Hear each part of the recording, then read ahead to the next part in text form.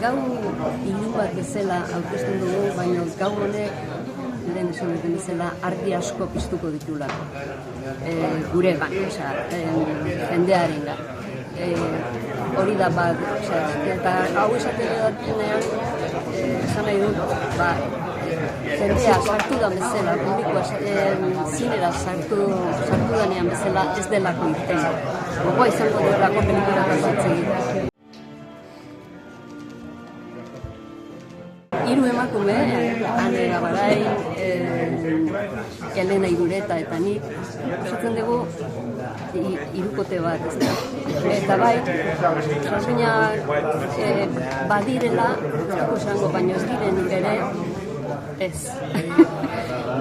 Hor utziko dugu, baina emakume horiek dira ausartak, hasteko sorginak izan, edo ez izan, hor utziko dugu, jendeak erabakin bezala.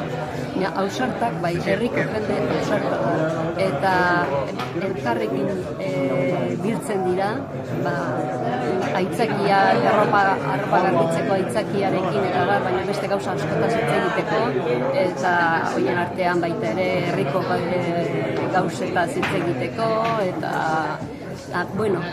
eta egiten du pauso polita, ederra pelikula honetan, honek da, protagonista iristen denean, hartzen du, eta nola baite behoien bizitza hori, askatasun egarri hori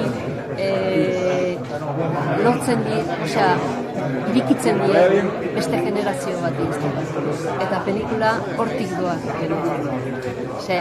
Pasatzen die goze hori, askatasun goze hori, momentu oso gogorrak ikusiko ditugu, baina baita ere esplosio bat egongo da, estanda bat egongo da, oso ederra dena, eta daukagunakin, ahal dugun guztiarekin gozatzeko ahalmena.